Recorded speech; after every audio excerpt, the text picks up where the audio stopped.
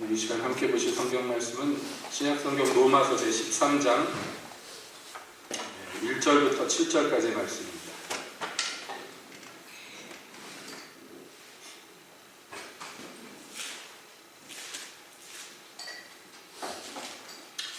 로마서 제13장 1절부터 7절까지 함께 보시겠습니다. 로마서 13장. 각 사람은 위에 있는 권세들에게 굴복하라. 권세는 하나님께로 나지 않음이 없나니 모든 권세는 다 하나님의 정하신 바라. 그러므로 권세를 거스리는 자는 하나님의 명을 거스리니 거스리는 자들은 심판을 자취하리라. 관원들은 선한 일에 대하여 두려움이 되지 않고 악한 일에 대하여 되나니 네가 권세를 두려워하지 아니하였느냐. 선을 행하라. 그리하면 그에게 칭찬을 받으리라. 그는 하나님의 사자가 되어 내게 선을 이루는 자니라. 그러나 네가 악을 행하거든 두려워하라. 그가 공연히 칼을 가지지 아니하였으니 곧 하나님의 사자가 되어 악을 행하는 자에게 진노하심을 위하여 보호한 자니라. 그러므로 굴복하지 아니할 수 없으니 노를 인하여만 할 것이 아니요 또한 양심을 인하여 할 것이라. 너희가 공세를 바치는 것도 이를 인하니라. 저희가 하나님의 일꾼이 되어 바로 이 일에 항상 힘쓰느니라. 모든 자에게 줄 것을 주되 공세를 받을 자에게 공세를 바치고 국세 받을 자에게 국세를 바치고 두려워할 자를 두려워하며 존경할 자를 존경하라. 아멘. 하나님 이 시간에 주의 말씀 듣기를 원합니다. 오셔서 저희 중에 임하시며 말씀하시옵소서. 예수님의 이름으로 기도합니다. 아멘.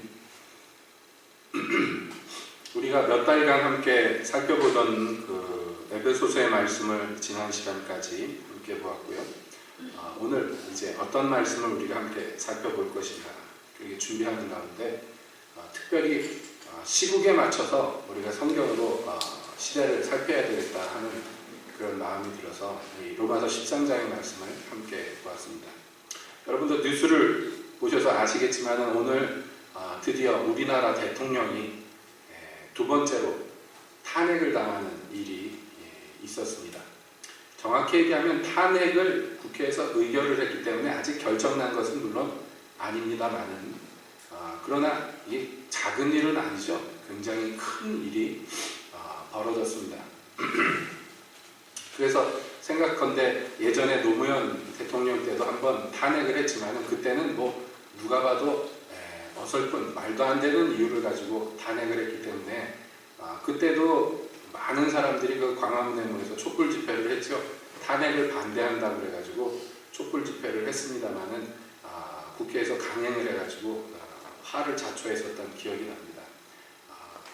막말했다. 그래서 막 탄핵을 하고 그랬던 기억이 나는데 그거는 정말로 정치적인 협잡이라고 할 수 있었기 때문에 두고두고 부끄러운 일이 되겠습니다만 요번에 탄핵은 그와 그 순서가 다릅니다. 정치인들이 앞장서서 탄핵을 들어주신 게 아니라 사람들이 나와가지고 국민들이 탄핵을 요구하였고 결국에는 그게 이제 정치적 압박이 되어서 국회에서 이제 탄핵을 통과시켰는데 생각보다도 여당 의원들이 많이 절반이 훌쩍 넘는 숫자가 찬성표를 던지는 바람에 뭐 이게 의결될 건가 말 건가 말들이 있었는데 걱정한 게 우습 정도로 쉽게 쑥 지나가 버렸습니다. 이제 뒤에 또 남은 일들이 복잡한 일들이 남아 있습니다만은 자 중요한 것은 이러한 시국에서 저에게도 뜬금없이 문자들이 오고 카톡이 오고 그러는데요. 생전에 못 보던 사람들이 막 문자를 보냅니다. 근데 뭐 정치인들이 보내고 그러는 거야 뭐 그런가 보다 그러는데 그거 말고 기독교인들이 이렇게 문자를 보내고 카톡을 보내고 그러면서 지금 사태에 대해서 심히 우려하고 대통령을 위해서 기도해야 된다는 그런 취지의 글들이 많이 옵니다. 대통령을 탄핵하자 그런 취지의 글들은 하나도 안 왔는데 계속해서 몇 날 동안에 그 대통령을 이렇게 해서 되겠는가 막 그러면서 기독교인들이 앞장서서 이거 못하게 하자 이런 얘기들이 굉장히 많이 나옵니다.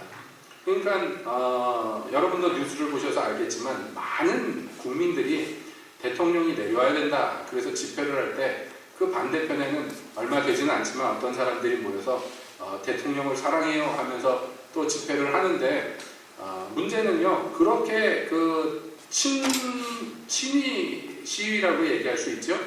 그런 거를 하는 사람들 중에 기독교인들이 꽤 많이 있다는 것이 이제 오늘날의 현실이죠. 물론 기독교 전부의 그 얘기는 아닙니다만은 소위 말하는 보수주의 교단에서는 그리고 또 보수주의라고 지칭되는 그 많은 목사님들이 지금 뭐 설교 시간에 여러 가지 얘기들을 해서 또 무리를 일으키는 것도 요 근래에 많이 보았습니다. 자, 이러한 와중에 많은 기독교인들이요, 이걸 어떻게 이해하고 또 어떤 방향으로 동참해야 될 것인가를 사실상 고민하고 있는 분들이 많이 있는 줄 압니다. 우리 교회는 그런 거 별로 관심이 없으신 것 같아서 그렇지만은 그래도 알 것은 알고 지나가야 되지 않을 것인가. 대대로 보면은요, 우리 대한민국의 기독교는 특별히 대한민국의 기독교는 친정부 성향이 아주 강했습니다. 물론 소수 종파에서는 반정부 시위나 이런 반정부 운동을 주도적으로 이끌어간 그런 교단도 있습니다만, 그러나 전체적인 흐름이요 친정부 성격이 컸는데 그 이유 중에 하나가 오늘 읽은 것과 같은 성경의 가르침들이 그 기반이 됩니다. 오늘 로마서 13장의 말씀을 함께 보았습니다만 로마서 13장뿐만 아니라 성경 전체의 흐름 중에 하나가 있어요. 예를 들자면 하나님께서 율법을 주시면서 신명기 17장 12절에서는 이렇게 얘기했습니다. 사람이 만일 천자의하고 내 하나님 여호와 앞에 서서 섬기는 제사장이나 재판관을 듣지 아니하거든 그 사람을 죽여 이스라엘 중에서 악을 제하여버리라. 이렇게 율법에 아주 규정을 지어놨습니다. 여기 천자의 한다는 건 뭐냐면 제 분수를 모르고 교만하게 굴어가지고 그래서 하나님이 세우는 제사장이나 재판관을 거역하거든 죽여라. 이렇게 무섭게 말씀합니다. 잠언 24장 21절에는요. 내 아들아 여호와와 왕을 경외하고 반역자로 더불어 사귀지 말라. 이렇게 명령해 있습니다. 그래서 구약부터 해서 신약까지의 흐름을 보면은 그 위에 있는 하나님이 세우신 권세에 대해서 복종하고 순종하는 것을 기독교인들에게 명령으로 주어졌고 그것이 우리 기독교인들의 대대 덕목이 되기도 했습니다. 그렇기 때문에 이게 어떤 갈등 요소가 되는데 예를 들자면 우리나라가 오랫동안 군사 독재 시절에 많은 사람들이 민주화를 외치면서 피를 흘리고 고생을 할 때 우리 기독교의 그 사실 지도자적인 분들이 대부분 그 독재자들과 굉장히 깊은 친분을 나누고 또 친분을 갖기를 원했고 친분을 좀 가진 것을 자랑했단 말이에요. 그래가지고 사실상 우리나라의 그 어떤 민주주의 역사에 있어서는 우리 대한민국 기독교가 그렇게 큰 기여를 하지 못하고 오히려 소위 말하는 수구 세력으로 몰려서 많이 인심을 잃은 그런 것들이 있었습니다. 그럼에도 불구하고 우리 교회가 기본적으로 대한민국 교회가 가졌던 포지션은 이런 말씀들에 의거해서 위에 세운 권세에 복종하고 순종해야 된다는 이 명제를 따라갔던 것도 사실입니다. 그렇기 때문에 그런 여러 가지 갈등들이 성도들에게 있을 수밖에 없어요. 여러분, 오늘날 많은 국민들이 정말로 모인 거의 200만이나 되는 사람들이 그 촛불을 들고 모여가지고 그 시위를 하고 그러는데 기독교인들은 어느 자리에 있어야 될 것인가? 그런 생각을 하지 않을 수가 없습니다. 박사모에 가서 앉아 있을 것인가? 그렇지 않으면 이 촛불을 든 사람들에게 가서 앉아 있을 것인가? 여러분은 어느 것이 더 옳다고 생각하십니까? 예? 만약에 둘 중에 하나만 선택해야 된다면 어디 가서 앉는 것이 옳다고 생각합니까? 이것은 작금의 현실뿐만 아니라 이제 앞으로도 우리가 이와 흡사한 일들을 만날 때 지혜롭게 잘 주님의 뜻을 헤아려야 될 필요가 있기 때문에 잘 우리가 이해해야 될 어떤 중요한 영적인 진리입니다. 먼저 알 것은 여기 각 사람은 위에 있는 권세에게 굴복하고 복종하라 한 주님의 말씀. 왜냐하면 권세는 다 하나님이 세우신 거다 한 이 주님의 말씀에 비춰서 우리가 그러니까 그 사람이 그 지도자가 그 어떤 대통령이나 높은 사람들이 일단 뭐라고 얘기하면 순종하고 복종하는 것이 옳다. 이러고서 따라가는 것이 여러분 이제까지 우리나라 기독교의 모습이었다면 예를 들어서 여러분 한번 예를 들어봅시다. 베드로와 요한이 성전 위문에 앉은 뱅이를 일으킨 날, 그래서 5천이나 되는 사람들이 그 광경을 보고 예수님을 믿은 날, 이 두 명의 사도가 공회에 잡혀가가지고 명령을 들었습니다. 너 앞으로 이 이름으로 아무 증거도 하지 말고 이 예수라는 이름 아무것도 얘기하지 마라 하고 명령 받았을 때 그들이 거기에 복종하였느냐? 베드로와 요한이 복종 안 하고요. 오히려 뭐라고 얘기했느냐면 너희 생각에 하나님의 말을 순종하는가 너희 말을 순종하는 것 둘 중에 어느 것이 옳은가 생각하라 라고 반문하면서 그들의 말에 순종하지 않겠다고 공언하면서 공회에서 나오는 광경이 있습니다. 여러분 이러한 상황에서 그럼 나는 어떻게 해야 될 것인가? 여기는 여러분들이 갈등하지 않을 거예요. 당연히 베드로와 요한처럼 할 거라고 생각합니다. 왜냐하면 그때 그 관원들의 말은 하나님의 명령과 완전히 대치되기 때문에 그렇습니다. 예수님의 이름으로 복음을 증거하지 마라 라고 명령했기 때문에 그런 종류의 명령을 들을 때 우리는 당연히 생각합니다. 이건 하나님의 명령과 부딪히니까 우리는 이 사람의 명령을 쫓을 수 없다. 하나님의 명령을 쫓는다 하면서 사도들처럼 선택을 할 것입니다. 대부분의 성도들이. 그렇죠? 그런 것에는 여러분이 갈등이 없단 말이에요. 그러나 이런 어떤 종교적인 또 이 반기독교적인 이러한 명령이 아닌 일반 사회에서의 세속 권력에 그러면 우리는 어떤 자세를 가져야 될 것인가? 예? 영적인 영역이 아닌 세속 권력에 대해서 여러분 우리는 어떤 자세를 가져야 될 것입니다.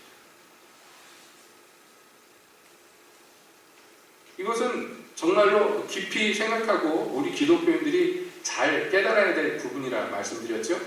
자, 그러니까 베드로와 요한의 경우는 우리는 갈등이 없어요. 근데 세례 요한의 경우를 봅시다. 여러분 세례 요한이 나중에 감옥에 갇히는데 무엇 때문에 감옥에 갇혔습니까? 바로 헤롯의 그 부도덕성을 꾸짖었기 때문에 감옥에 갇혔어요. 헤롯이 자기 동생의 아내를 취하였어요. 헤로디아를 뺏어왔습니다. 그래서 자기 아내를 삼아서 그것을 옳지 않다고 꾸짖었다가 그것 때문에 감옥에 갇혔습니다. 이건 뭐 말하자면 영적인 얘기가 아닙니다. 예? 헤롯이 무슨 기독교를 핍박을 했다든지 아니면 뭐 성경을 반대했다든지 그래가지고 그것을 대적한 게 아니라 그의 사생활에서의 부도덕성을 헤롯의 그 악함을 꾸짖었어요. 세례 요한이. 그래서 감옥에 갇혔고 결국엔 그게 기화가 돼서 거기서 죽임을 당합니다. 여러분 이 세례 요한이 헤롯을 꾸짖은 것은 어떻게 생각하십니까? 이거 옳습니까? 안 옳습니까? 예? 옳아요? 옳습니까? 진짜로? 자, 옳다고 여러분들이 인정을 하셨어요. 자, 그러면 오늘날에 내가 기독교인으로서 대통령이 공공연하게 바람을 폈어. 그러면 여러분은 어떻게 할 거예요? 예? 여러분, 그럴 수가 있나? 그랬잖아요. 옛날에 박정희 씨가 어디서 총 맞아 죽었습니까? 예? 무슨 안가 이렇게 불렀죠? 안전가옥이라고. 그게 서울에 곳곳에 있었는데 말이 안전가옥이지. 그게 요즘 얘기하면 룸사롱이에요. 대통령 전용 룸사롱을 여기저기 만들어 놓고, 예? 안기부 직원이 전문으로 여자들 데리고 오는 직원들이 있었어요. 그걸 뭐라고 했냐면 채홍사라고 불렀습니다. 옛날에 삼국지 같은 데 나와 동탑 밑에 있던 관리가 채홍사가 있었어요. 황제 밑에 여자들 어디 납치해가지고 황제한테 갔다가 놀이개로 바치는 그 관리가 있었는데 박정희 대통령 때 채홍사가 있었다니까요. 그래 김재규랑 같이 그 박정희와 그 사람들 쏴 죽인 그 바로 밑에 결국엔 사형당했던 그 직원이 재판받을 때 자기가 그랬어요. 나는 이거 그만두려고 몇 번이나 그랬다고. 안기부 지금 그만두려고. 내가 지금 이 공무원이 돼서 채용사 짓이나 해야 되나, 내가 삶의 회의를 굉장히 많이 느꼈노라. 이런 거 다 고백을 했습니다. 그거요, 공공연하게 국민들이 알고 있었어요. 소문이 많았어요. 아마무 여배우 끌려갔다 왔대더라, 뭐 어디 그래가지고 했대더라. 이런 소문이 얼마나 많이 돌았고, 그게 나중에 사실이라고 얼마나 많이 밝혀졌어요. 근데요, 그때 그걸 꾸짖은 목사님 한 명도 없었어요. 꾸짖었으면 아마 세례요한보다 더한 꼴 당했을 거예요. 코롱탕이라고 그러죠. 우리나라에서 코롱탕, 코로 설렁탕 먹인다 그래서 코롱탕이를 거꾸로 매달아 놓고 고춧가루 물 먹이고 막 이런 거, 유명한 그 고문 당하는 거, 그런 거 안 당했겠냐 말이에요. 당신은 왜 그렇게 부도덕하게 삽니까? 아이고, 아내가 죽어서 그렇지. 아니에요. 유경수 여사 살아있을 때도 유명했어요. 오죽했으면 유경수 여사가 눈이 퍼렇게 돼가지고 나오고 그랬겠어요. 부부싸움 많이 해가지고.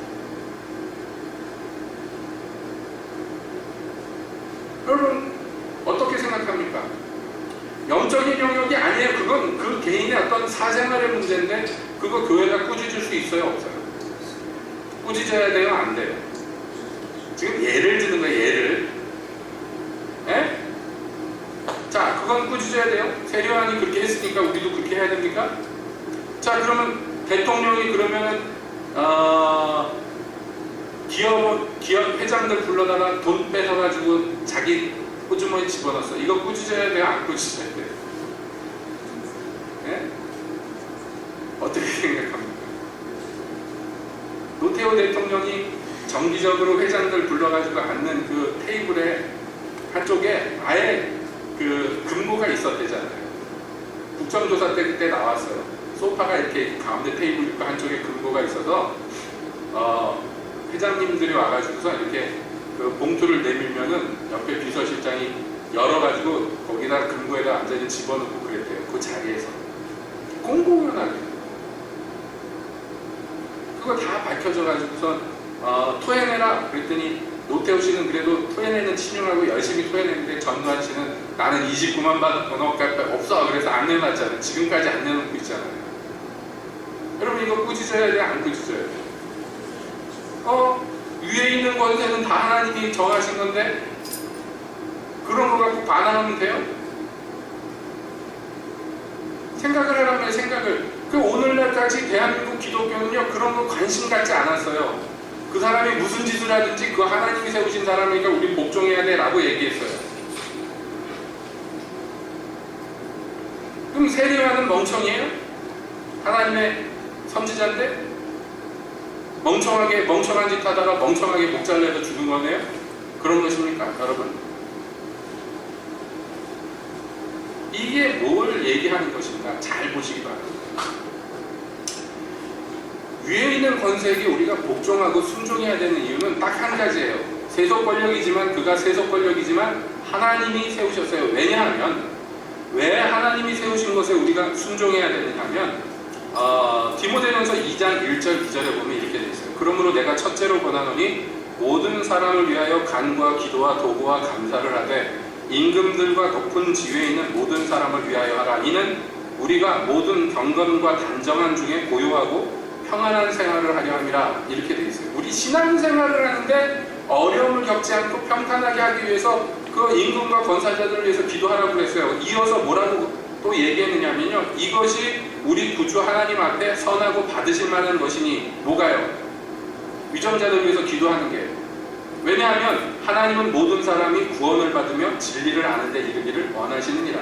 무슨 얘기냐면 우리가 배부르고 등 따숩게 사는 그걸 얘기하는 거 아니에요. 평안히 한다는 것은 복음 전파하는데 그게 회방이 되기 십상이잖아요. 위정자들이 잘못되고 악한 사람들이 위정자가 되면 복음이 전파되어서 모든 사람이 예수님 안에서 구원받는 게 길이 회방이 되고 방해가 생기기 때문에 그러기 전에 기도하라는 얘기예요. 그러니까 여러분, 우리가 위정자들에게, 하나님이 세우신 권세자들에게 순종하고 복종하고, 그리고 오늘 읽은 본문에 같이 정한 세금 내라는 거 다 내고 이렇게 순종하고 복종해야 되는 건 뭐냐면, 일단 그 체제를 하나님께서 세우시고 그 안에서 우리를 살게 하신 것은 질서를 유지하고 그 사회가 붕괴되지 않게 하고, 그리고 거기에서 복음 전파가 그 가운데 비교적 좀 순탄하게 될 수 있게 하기 위해서의 이유가 그거란 말이에요. 교회가 순종하고 복종하는 것은요. 하나님이 어떤 틀을 세상에 만들어 놓으시고 그것을 관리하도록 어떤 사람들을 세우셨을 때는요, 그 안에서 나름대로 하나님의 일이 이루어지고 나름대로 복음의 사역이 성취되게 하기 위한 하나님의 장치예요. 그래서 우리가 순종하고 복종해야 됩니다. 그런데 이게 역전이 되면 안 됩니다. 역전이 된다는 건 뭐냐면, 이 목적을 잃어버리면요, 그냥 복종이 목적이 되면 안 돼요. 복종과 순종이 목적이 아닙니다. 그것은요, 어떤 하나님의 거룩한 목적을 이루기 위한 하나님의 그 만들어 놓으신 장치에 대한 순응이에요. 우리의. 그러니까 하나님이 만들어 놓은 그것을요, 우리가 더 잘 되게 하기 위해서 교회가 힘써야 될 필요가 있단 말이에요. 그래서 여러분, 역사를 보면은 옛날에는 다 왕들이 다스렸죠, 나라들이요. 그런데 점점 세월이 가면서 이 왕권이 약해집니다. 전 세계적으로 왕권이 약해지고요, 이 권리가 점점점 아래쪽으로 갑니다. 그래서 왕권이 점점점 귀족으로 흘러가다 귀족들에게서 점점 평민에게로 흘러가는 게 이게 세계의 흐름이란 말이에요.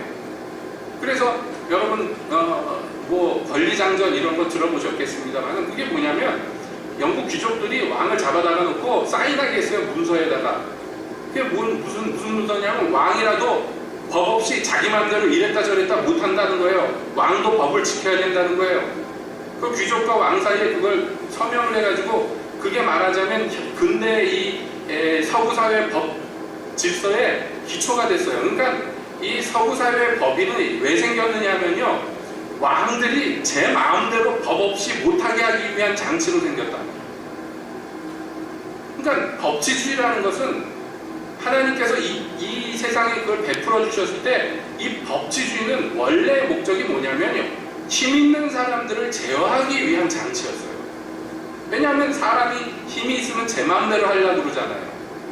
그게 성경이니까 그러지 말고 법 안에서 해야 된다. 네가 아무리 돈이 많고 힘이 있어도 그러면 안 된다 하는 거예요. 이게 그래서 귀족들이 강해졌는데, 그러다가 점점 사회가 발전하면서 평민들 중에 돈 있는 사람들이 많이 생겼어요. 귀족은 아니지만 이 사람들이, 야, 우리도 좀, 니네만 귀족만 권리가 있냐, 우리도 좀 권리를 갖자. 그래가지고서 그 권리가 점점 세월이 가면서 밑으로 내려갔어요. 그래서 옛날에는요, 투표권이요, 평민들에게도 있게 되었는데, 결국에는 민주주의가 발달해서 그 평민들 중에도 재산이 있는 사람들만 투표할 수 있었어요. 재산이 많은 사람은 투표권이 많았고요, 재산이 없는 사람은 투표권이 없었단 말이에요. 그러다가 이게 드디어 민주주의라는 게 드디어 이 근대사회, 현대사회에 정착하면서 가장 두드러지게 나타나는 게 뭐냐면 1인 1표예요.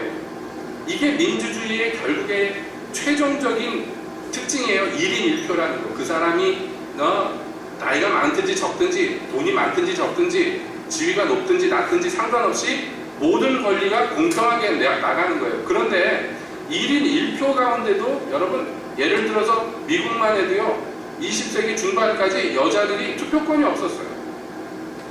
여성한테는 그걸 안 줬어요. 그래서 평민들까지 내려간 이 투표권이요, 여자들이 얻기 위해서 아줌마들이요, 데모하고 난리를 치고 막 때려 부시고 막 그랬어요. 미국 여자들이. 그 경찰들이 곤봉 들고 여자들 막 두드려 패고, 여러분 그런 사진 보셨어요? 인터넷 한번 검색해 보세요. 여자들이 우리도 투표권 달라 그러면 가가지고 막 두드려 패고 그랬단 말이에요. 감옥에 가두고. 그런 과정을 통해서 드디어 여자들도 투표권을 갖게 됐어요. 이게 오랜 세월에 걸쳐서 일어난 일입니다. 그런데 그거 여러분, 세속의 나라가 흘러가는 거 그냥 우연히 흘러간 거 아닙니다. 그거 하나님이 하신 거예요.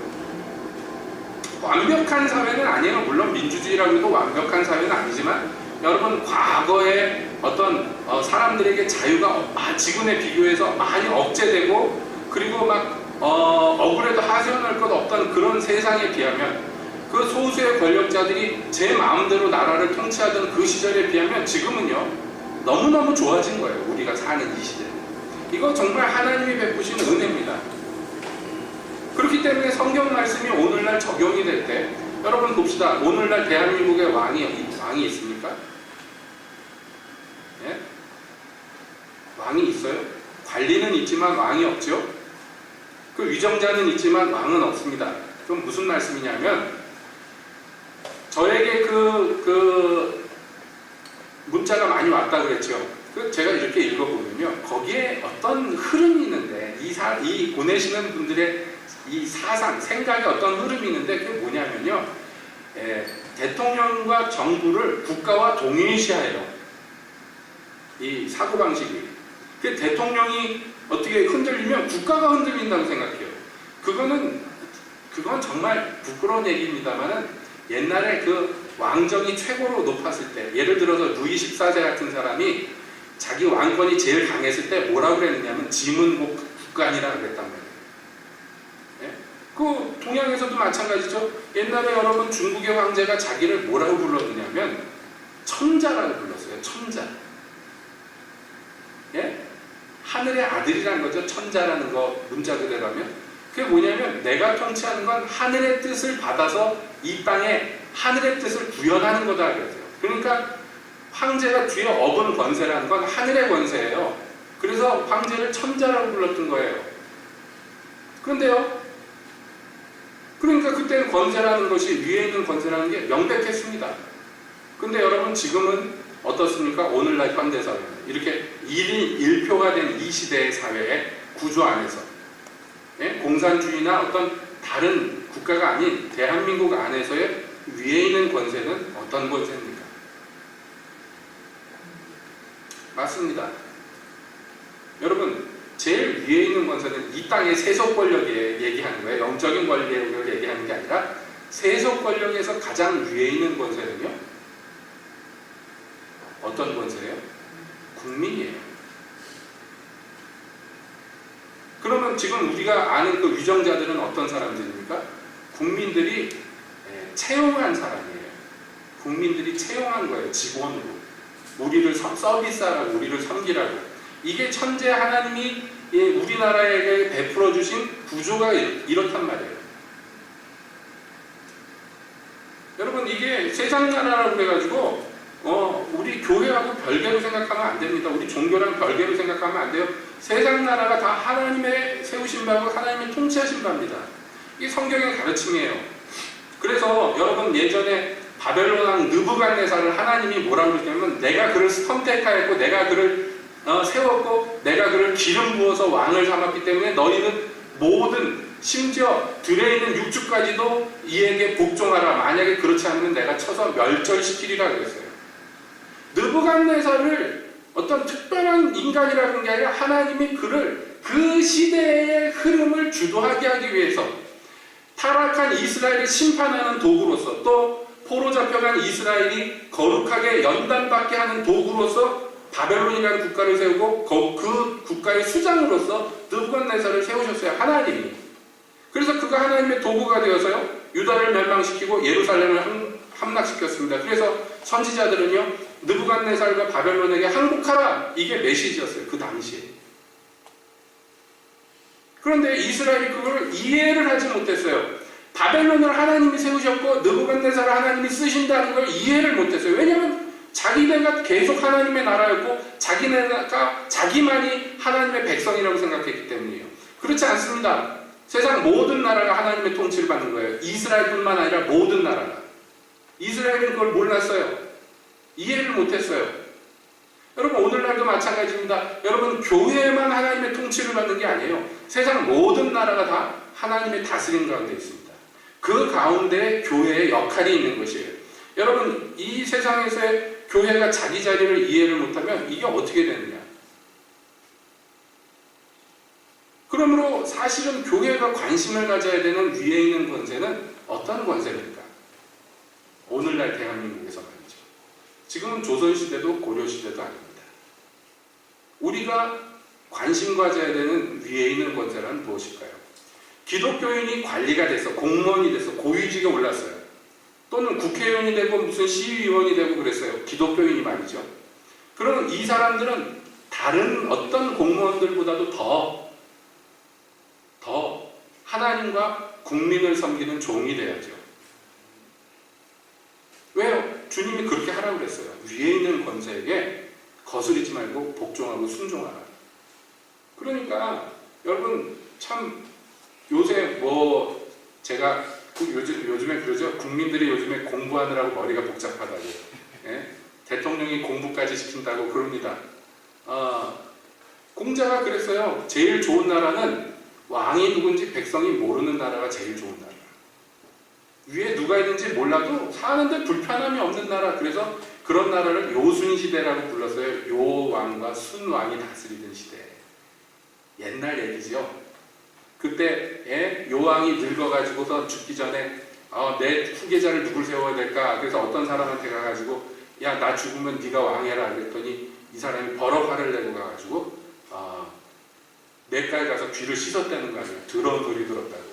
이 친구가 지나가다가 뭐하냐? 그래서 아니 글쎄 임금님이 와가지고 나더러 후계자가 되라고 그래서 내가 지금 거절하고 귀를 씻는다고 그랬더니 이 친구가 버럭 화를 내면서 우리 말을 저 하류에서 물을 먹이고 하는데 그 더러운 물을 먹게 만들었냐고. 왜 위에서 귀를 씻어가지고 우리 짐승이 그 더러운 물을 먹게 했냐고. 그랬다는 옛날 얘기가 있었어요. 공자님이 얘기한 옛날 얘기가. 그런 시대가 제일 좋은 시대라는 거예요. 국민들이 위에 누가 있는지 신경 안 써도 편안하게 사는 시대.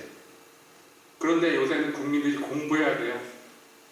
탄핵 절차가 뭔지, 이게 어떻게 해가지고 무슨 헌재에 들어가면 며칠까지 이게 판결이 나야 되는지, 이걸 공부를 하고 앉아있으니 이게 어떻게 된 일입니까? 무엇 때문입니까? 여러분 지금 매일매일 밝혀지는 일들이 뭡니까? 예? 그렇게 공무원으로 앉은 사람들이요, 국민을 전혀 두려워하지 않고, 옛날에는 좀 눈치 보고 나쁜 짓을 해도 좀 숨어서 하고 그랬는데, 이제 숨어서 하지 않았기 때문에 한번 들통나기 시작하니까 고구마 줄기처럼 너무 나오는데 감춘 게 너무 없어가지고. 그렇잖아요? 태블릿 PC 갖고 뭘 했으면은 그 어디다 금고 안에다 숨겨놔야지 그걸 왜 쓰레기 봉지에 담아가지고 버리냐고. 정신이 그러니까 누가 우리를 건드리랴 이거예요. 무엇이 문제입니까 지금 대한민국이요? 소위 권세인다 높은 자리에 있는 사람들이 입으로 말까지 했어요. 국민은 개돼지와 마찬가지라. 그건 무엇을 의미합니까? 하나님이 세우신 현재 통치 체제가 있어요. 이 땅을 다스리시는 체제가 있어요. 그 가운데 교회가 평안하게 신앙생활을 하고 복음 증거를 할 수 있도록 하나님이 이렇게 만들어 놓으셨어요. 이게 정말 은혜입니다. 여러분 오늘날 우리가 이렇게 사는 게 은혜입니다. 종교의 자유가 있고 기독교를 믿는다는 것 때문에 뭐 법적으로 무슨 불리한 게 없고, 그리고 그 가운데서 얼마든지 전도할 수 있고 얼마든지 선교할 수 있는 지금 이 시점이요 얼마나 하나님이 주신 큰 축복인지 몰라요. 여러분 여기에서 우리가 평안하게 교회가 하나님이 맡겨주신 사명을 감당하기 위해서는요, 우리가 사는 이 사회가 하나님의 통치 가운데 있다는 것을 이 교회가 먼저 인식을 하고, 그래서 지금 우리가 사는 이 시대와 이 사회를요 되도록이면 하나님 뜻 안에서 올바른 방향으로 인도하는데 주도적인 역할을 해야 돼요. 기독교인들과 교회가 말이죠. 오늘날 국회의원들 보세요. 여러분 공식적으로 한 70-80% 이상이 다 기독교인이고 대부분 장로님들이에요. 명목상 기독교인도 많겠지만 실제 기독교인도 뭐 얼마 있지 않겠습니까? 여러분 그런데 기독교인들에게 지금 명령이 있어요. 위에 있는 권세를 복종하라. 하나님이 그들에게 칼을 주신 게 이유가 있다고요. 그 지금 칼날이 위에 있는 칼날이요. 지금 결국에는 공무원들한테 턱 밑까지 올라간 거예요. 그러니까 잘 이해해야 돼요. 이게 하나님을 거역한다고 얘기하면 안 됩니다. 촛불 들고 앉아있다고 하나님을 거역한다고 그러면 안 돼요. 예. 하나님이 세우신 대통령을 거역한다고 그러면 안 됩니다. 지금은요, 하나님이 이 사회를 어떻게 통치하시고 어떻게 굴리고 계시는지를 교회가 기독교인이 잘 이해를 해야 돼요. 그러니까 교회가 누구 편에 섰어야 됩니까? 계속해서. 전반적으로. 예? 누구 편이라고 해서 죄송한 얘기지만 이해를 쉽게 하기 위해서 얘기하지 않습니다. 국민들의 편에 항상 있었어야 되고, 이 국민들이 올바른 올바르게 공정한 사회에서 부당한 일을 당하지 않게 하기 위한 어떤 그 주도적인 역할들이 교회의 임무 중에 하나였단 말이에요. 그래서 공의를 하수같이 정의를 강물같이 흘려야 되는 이 사명이 교회에게 주어졌는데 이제까지 교회가 그것을 방치했습니다. 자기들의 이 이익을 위해서. 아니라고는 얘기할 수 없어요. 전부가 다 그러지는 않았겠습니다만 전반적으로 그랬단 말이에요. 자, 이렇게 되면 극단적인 예를 들어보면 계속 교회가 이렇게 하면 어떻게 될까요? 정말로 사회가 바뀔 것입니다. 체제가. 우리가 위에 있는 권세를 제대로 못 섬기면요. 이게 바뀌어버리면 어떻게 되느냐? 종교의 자유고 뭐고 없어지는 거예요. 쉽게 얘기하자면. 역사를 조금만 들여다보면 그렇습니다. 과거의 제정 러시아 때 교회는요. 완전히 왕과 귀족의 사유물이었어요. 그래서 예배당에는 평민들이 들어오지도 못했어요. 러시아에 남아있는 옛날 예배당들 보면 제가 여러 번 말씀드렸지만 우리 예배 드리는 것처럼 이런 홀로 돼 있지 않아요. 바깥에는 큰 건물인데 안에 들어가면 방으로 나눠져 있어요. 방으로. 큰 방들로. 아주 사치스러운 방들로. 그래서 각 방마다 어떤 귀족 가문의 방이에요.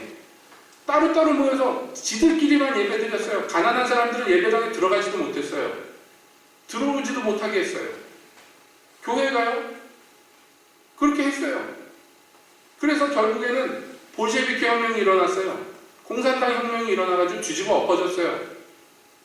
그래서 여러분 그 서양 기독교의 두 축 중에 하나가 이게 카톨릭이 있으면 이 반대쪽에 러시아 정교라고 불리우는 그 종파가 있었는데 러시아를 중심으로 얘기하는 동방교회라는 게 있었는데 이게 사그려 망해버렸어요. 러시아 정교라는 게 없어져 버릴 정도의 타격을 받았어요. 하나님이 버려버리셨어요. 한 줄기를. 너무 타락했기 때문에 교회. 그때 교회의 사치와 부는 말로 할 수 없었어요. 기성교회 그 당시에. 그 결국에는 공산혁명을 해서 그 이후로 70년 이상이 교회는 핍박의 대상이 됐고 기독교회는 죽임당하는 일들을 겪었어요. 피를 흘렸어요. 교회가. 대가를 받은 것입니다. 하나님이 평안하게 해주셨은 그 사회 구조를 교회가 더 좋은 방향으로 발전을 시키지 못했기 때문입니다. 이런 예를 찾아보려면 역사 속에서 너무 많이 찾을 수가 있어요. 언제나 타락했을 때 기독교는요, 타락한 자들의 편에 섭니다. 거짓 선지자들은요, 항상 타락자들의 편에 서서 그들의 대변인이 됩니다. 성경에서도 그렇고요. 역사 속에서도 그렇습니다. 그러나 진정한 하나님의 사람들은요, 사실은 항상 어떻게 보면 압박받는, 압제당하는 또는 위정자들과의 대척점에 설 때가 많이 있었습니다. 엘리야는 왕과 정말 문자 그대로 왕비와 대적을 했어요. 그 오죽했으면 아합이 엘리야를 만났을 때 이스라엘을 괴롭게 하는 자여 너냐 그랬어요. 엘리야가 뭐라고 했냐면 내가 이스라엘을 괴롭힌 게 아니라 왕이여 당신이 이스라엘을 괴롭게 하였나요. 이스라엘에 비가 오지 않은 건 엘리야 때문에 안 온 게 아니잖아요. 엘리야가 비가 안 오리라 그래서 비가 안 왔으니까 엘리야 때문에 안 왔다. 이거 얼마나 평면적인 얘기입니까? 누구 때문에 안 온 거예요? 아합과 이세벨 때문에 안 온 거예요. 엘리야는 그것을 선포했을 뿐입니다. 심판을 자초하는데 국가가, 위정자가, 여러분 교회가 입을 다물고 있으면 안 된단 말이에요. 과거에 로마가 멸망했습니다. 게르만족들이 쳐들어와서 로마가 멸망했을 때 그때 로마에 있던 많은 기독교인들이 충격을 받았어요. 왜냐하면 로마가 하나님이 세우신 하나님의 나라라고 믿었는데 그런데 그 나라가 제국이 멸망해버렸어요. 충격을 받았어요. 그럴 때 그 당시에 교회 선생들 중에 한 분이었던 성 어거스틴이라고 불리는 아우구스티누스가 그게 아니다. 로마는 하나님의 나라가 아니다. 하나님의 나라는 이런 땅에 있는 나라가 아니다. 그래가지고 쓴 유명한 기독교 저술이 있었는데 그게 하나님의 도성이라는 하나님의 나라라는 그런 책인데요. 그게 그 오랜 세월이 지나도록 지금까지도 기독교 고전의 한 축을 차지하고 있어요. 그 안에 메시지는 뭐냐면 이 땅의 기독교인들이 이 세속 권력과 하나님의 나라를 어떻게 잘 이해해서 그래서 이 세속 권력 안에 어떻게 하나님의 나라가 구현되게 해야 될 것인가 이걸 깨달아야 된다는 것입니다. 동일시하면 안 돼요. 황제가 기독교를 공인하고 그래서 모든 로마의 시민들이 그냥 저절로 기독교인이 되고 기독교 국가가 되고 그러니까 이 기독교 국가가 곧 하나님의 나라다 생각하고 오랫동안 살았던 기독교인들이 그 나라가 불타 없어지는 걸 보고 충격을 받았단 말이에요. 근데 망할만 했어요. 너무나 타락하고 너무나 부도덕했어요. 망하기 전에 로마라는 것이. 말로 할 수 없이. 기독교라는 명목을 뒤집어 썼지만 그렇게 됐단 말이에요. 여러분 우리 이 세속 권력은 항상 부패할 수밖에 없고요. 사람들은 거기서 거기입니다. 누가 사실은 그 위정자가 된다 할지라도 훌륭한 사람이 되면 좋겠지만은 사실은 인간들이 해봐야 또 얼마나 잘할 것인가 그런 회의도 느끼지 않을 수가 없어요. 그러니까 여기에서 중요한 것은 우리 교회가 기독교인이 세속 권력과 짝짝꿍해서 부안해동해서도 안 되고요. 무지해가지고 하나님의 뜻이 뭔지 분별하지 못해서 그래가지고 그렇게 해도 막 휩쓸려가도 안 된다는 거예요. 저희 대학교 때 대학 시절에 생각이 아직도 납니다. 뭐 거의 수업 못하고 맨날 최루탄 터지고 화염병 던지고 이게 일이었어요. 그냥 학교고 바뀌고 그냥 항상. 그때 제가 신학대학을 다니고 있을 때 학교 내에서 제일 큰 갈등 요소가 뭐냐면 우리도 다른 대학 애들처럼 화염병을 던지고 보도블록 깨가지고 던지고 정경들하고 싸우고 그렇게 나가야 될 것인가 기독교인들이. 그렇지 않으면 여기에서 순종하고 복종하여서 있을 것인가. 이게요 굉장히 큰 갈등이었습니다. 그 당시에 저는 무엇을 선택했느냐 하면 화염병 던지는 쪽은 절대로 선택 안 했겠죠. 보세요. 제가 그거 선택했겠습니까? 선택을 안 했습니다. 오히려 그것을 극렬하게 반대했습니다. 왜냐하면 세속 권력이 그 당시에 옳았기 때문이 아니에요. 여러분 전두환 씨가 옳았겠습니까? 아무렴. 옳아서 그런 게 아니에요. 그러나 우리 교회의 방식이 아니란 말이에요. 거기다 화염병 던지는 건 교회의 방식이 아니고 기독교인의 방식이 아니란 말이에요. 그래서 화염병을 안 던지면 그럼 내가 그러면 부패한 사람들과 한편이 되는 겁니까? 또 그것도 아니에요. 근데 흑백 논리에 사로잡혀가지고 이거 아니면 저거, 우리 편 아니면 니네 편 이렇게 되니까 이게 참 힘들고 어려웠었습니다. 우리 기독교인의 방식은 따로 있는 것인데 그러므로 결론부터 내리자면 우리 기독교인들을 이 혼란한 세대 가운데 그러면 어떻게 하는 것이 옳은 것인가? 말씀드렸죠? 위정자가 잘못한 거 여러분 우리들이 그럴 수도 있지 그러면 절대로 안 돼요. 우리 기독교회는요 세상의 어떤 다른 단체나 개인보다도 훨씬 더 도덕적이고 훨씬 더 선량해야 됩니다. 훨씬 더 청렴하고 누구보다도 훨씬 더 정직해야 돼요. 이게 가장 먼저 갖춰져야 돼요. 우리 기독교인들, 교회가 누구보다도 더 어느 누구보다도 더 그래서 우리가요 말하자면 이 세대의 사람들을 이끌어가는 일종의 본이 돼야 되고 리더십이 있어야 돼요. 교회가. 왜냐하면 우리는 세상 사람들하고 다른 것이 우리에게는 왕이 있거든요. 진짜 왕이 있거든요. 우리의 심령 안에 진짜 따라야 될 분이 있거든요. 그렇잖아요? 여러분 예수님도 당대 그 당시에 위정자들에게 절대로 복종하지 않으셨어요. 결국 그들의 손에 붙잡혀서 죽임까지 당하셨습니다. 그러나 그분이 죽임당할 때 자기의 그 억울한 것을 하소연하지도 않았고요. 빌라도가 내가 너를 풀어줄 권위 있는데 나한테 얘기해라. 그랬을 때 예수님이 빌라도에게 뭐라고 했냐면 당신이 나를 풀어줄 수 있고 나를 붙잡을 수 있는 권세가 있다고 생각하지만 그거 아니라 당신이 가진 권세는 다 하나님이 주신 위에서 내려온 권세라고.